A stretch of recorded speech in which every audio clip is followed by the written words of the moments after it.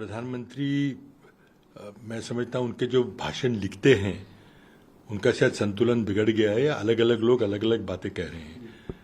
Doctor Manmohan Singh 10 साल प्रधानमंत्री थे, उन्होंने 10 से ज्यादा बजट पेश किए हैं। 51 में भी वो वित्त मंत्री थे। अगर ऐसी कोई बात होती तो क्या वो कर नहीं देते? तो क्या ये आपने कहां से मुद्दा उठाया है? ये सिर्फ बात एससी और एसटी बजट के बारे में होती है कि एससी और एससी का बजट एससी एसटी जनसंख्या के आधार पर निर्धारित होता है और उसको कभी भी किसी दूसरे खाते में नहीं खर्च किया जाता। लेकिन माइनॉरिटीज के बारे में ऐसे बिल्कुल ऐसे अलग बजट बनाने की कोई सवाल नहीं उठता। एक तो देश के 2 बजट नहीं बन सकते। अगर आप जो आरक्षण की बात कर रहे हैं कि क्रिकेट टीम में आरक्षण होगा, गवर्नमेंट कॉन्ट्रैक्ट में आरक्षण होगा, तो वैसे कोई बात कर रहे हैं कि बजट में आरक्षण होगा तो अलग बात है। लेकिन आरक्षण का मुद्दा आपके दिमाग में घूम रहा है।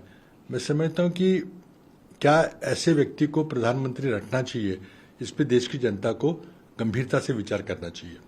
सर, जिस प्रकार से हिंदू मुस्लिम जिस प्रकार से प्रधानमंत्री बयानबाजी कर रहे हैं आरक्षण की बात, क्या ये चुनाव 2024 का चुनाव मुस्लिम कार्ड या हिंदू कार्ड खेला जा रहा है, धर्म के आधार पर चल रहा है? देखिए, बिल्कुल नहीं। देश की जनता पे, मैं महाराष्ट्र की जनता की बात करूंगा।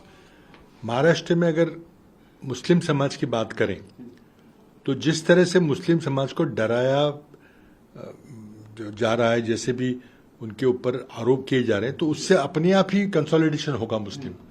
ये कोई कांग्रेस पार्टी नहीं कर रही है, मोदी जी कर रहे हैं और इस आशा से कर रहे हैं कि अगर मुस्लिम की बात करेंगे तो शायद हिंदू वोट उनके बढ़ेंगे। लेकिन नरेंद्र मोदी महाराष्ट्र का इतिहास नहीं जानते। महाराष्ट्र की जनता छत्रपति शिवाजी महाराज के उसूलों पर चलती है और सबसे बड़ा सर्वधर्म समभाव का कोई अगर प्रतीक होगा तो वो छत्रपति शिवाजी महाराज थे। तो उनके विचारों पे महाराष्ट्र चलता है। तो अगर आप हिंदू समाज को इस तरह से मजहब पर बांटने की कोशिश करेंगे वो सफल नहीं होगा। एक ही बात होगी कि मुस्लिम समाज को आपने पूरा कंसोलिडेट कर दिया अपने खिलाफ, खुद के खिलाफ, ताकि बीजेपी को, जिसके बीजेपी के सामने जो भी कोई होगा, चाहे कांग्रेस हो, चाहे उद्धव जी की शिवसेना हो, चाहे शरद पवार जी की एनसीपी हो, उसे वोट पड़ेंगे। क्योंकि मोदी जी धकेल रहे हैं मुस्लिम समाज को अपने से दूर धकेल रहे हैं, इस आशा में कि शायद हिंदू समाज के वोट बढ़ जाएंगे। लेकिन वो नहीं बढ़ेंगे क्योंकि मूलतः हिंदू समाज छत्रपति शिवाजी महाराज की उसूलों पे चलता है। सर, बात करते हैं घाटकोपर की। जिस प्रकार से हमने देखा घाटकोपर में जिस प्रकार से एक होर्डिंग कोलैप्स हुआ, हालांकि कल प्रधानमंत्री ने रोड शो किया, उसके बाद कई सारी आलोचना भी उठ रही। प्रधानमंत्री के रोड शो को आप किस तरह देख रहे हैं, जिस प्रकार से 6 लोकसभा सीटें मुंबई में? देखिए, घाटकोपर में एक इलीगल होर्डिंग लगाया गया था, बहुत ऊंचा था। कोई तो कहते कि दुनिया का सबसे बड़ा होर्डिंग लगाने की होड़ चली थी और वो शायद कानूनी उसको परमिशन नहीं था।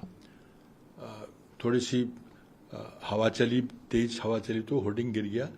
दुर्भाग्य से शायद 16 से ज्यादा लोग उनकी मौत हुई है, कई सारे जख्मी हुए हैं। और ये घटना घाटकोपर के इलाके में घटी है और ठीक उसी जगह प्रधानमंत्री रोड शो करते हैं। अगर प्रधानमंत्री ने थोड़ी भी संवेदनशीलता होती तो या तो रोड शो का रास्ता बदल देते, या अगर वो संभव नहीं था तो शायद रोड शो कैंसिल कर देते, उसकी जगह कोई सभा करते या उन परिवारजनों को मिलने जाते, उससे ज्यादा उनको लाभ होता। लेकिन उसके बाद क्या हुआ, आपने सारी मेट्रो, रेल, लोकल सब बंद कर दी। लोगों को इतनी असुविधा हुई कि कोई जा नहीं सके, तो सड़क पर खड़े रहे तो ऐसा लगा कि रोड शो में बहुत बड़ी भीड़ है। लेकिन उस भीड़ में इतना गुस्सा था, वो प्रधानमंत्री के जो मैनेजर थे वो नहीं भाग सके।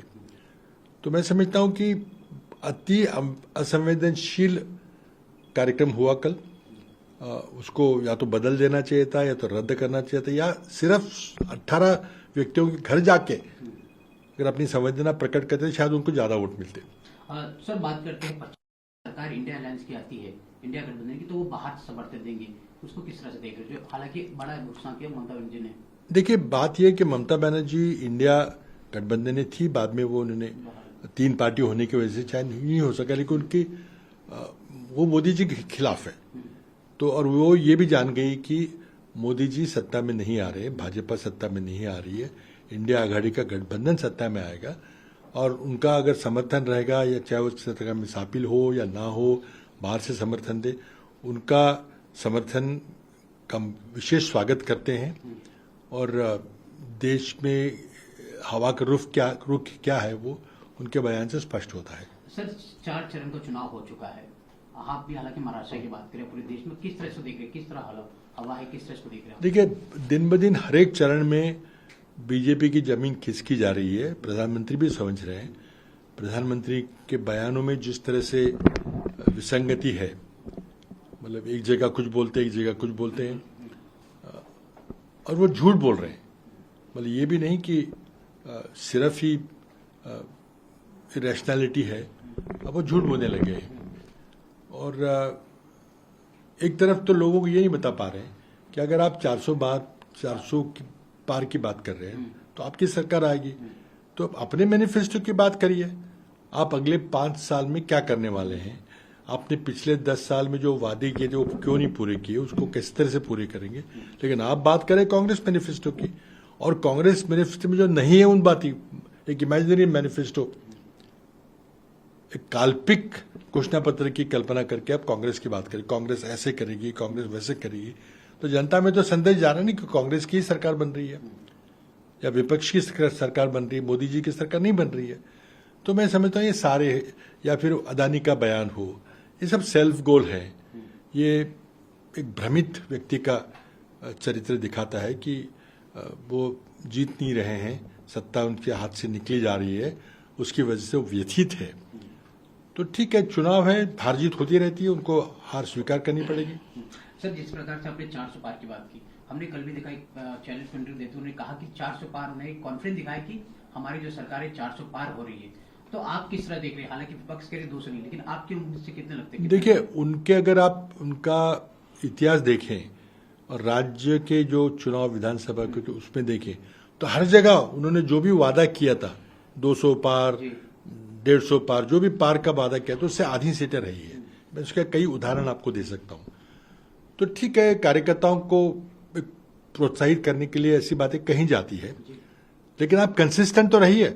अगर आप 400 पार की बात करें तो अपने घोषणा पत्र की बात करिए कि हम तो सत्ता में आ रहे हैं, हम ये करेंगे, लेकिन आप अपने घोषणा पत्र की बात नहीं कर रहे। इसका मतलब क्या जाता है कि आपको विश्वास नहीं है हम जीतेंगे करके, आप ये सिर्फ बोगस घोषणाबाजी है। आपके मुताबिक कितना होगा सर बीजेपी की सरकार?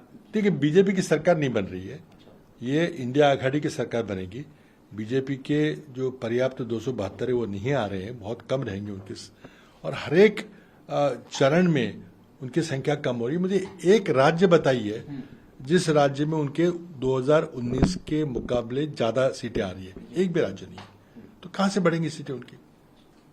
तो ये तो चुनाव करीब करीब अब अंतिम चरण पे पहुंच रहा है और दिन ब दिन भाजपा की बदतर हालत हो रही है। सवाल यह है कि क्या अगर 272 से कम सीटें आएंगी या सरकार नहीं बन पाएगी तो भाजपा का नेता कौन रहेगा?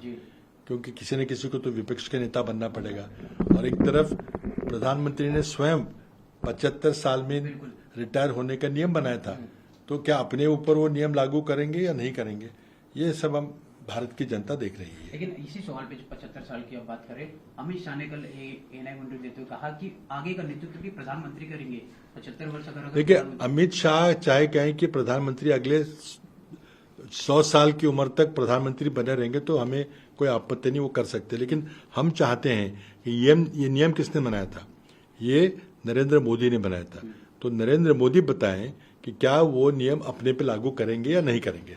अमित शाह, नड्डा, चड्डा, कोई उसका कोई मतलब नहीं है। स्वयं प्रधानमंत्री कहें कि नहीं मेरे को लागू नहीं होता, ये कोई बात नहीं, आपकी इच्छा है तो मत करिए लागू, लेकिन जनता को बताइए, चुनाव से पहले बताइए। सर, आपने कहा बीजेपी की सरकार नहीं बनी, इंडिया अलायंस से सरकार बनी, लेकिन प्रधानमंत्री का चेहरा कौन रहेगा अभी तक साफ नहीं पाया। देखिए, अभी क्यों होगा साहब? जब चुनाव होगा, जब सांसद चुन के आएंगे, जब सांसदों का बहुमत होगा, राष्ट्रपति को जब पत्र दिया जाएगा तब राष्ट्रपति कहेंगे कि ठीक है आप अपना चुनाव करिए, नेता चुनिए। 1977 में यही घटनाक्रम हुआ था, कोई चेहरा नहीं था, इंदिरा जी को हराना था, जनता ने हरा दिया। और उसके बाद में जो बहुमत में आए हुए सांसद थे, उन्होंने बैठ के तय किया कि मोरारजी देसाई प्रधानमंत्री बनेंगे। अब क्यों नहीं हो सकता ऐसे? देश विदेशातील प्रत्येक घडामोडींचे लाईव्ह अपडेट मिळवण्यासाठी आता साम टीव्हीच्या सर्व सोशल मीडिया प्लॅटफॉर्मला लाईक, फॉलो आणि सबस्क्राईब करा। तसंच सर्व नोटिफिकेशनसाठी बेल आयकॉन प्रेस करायला विसरू नका।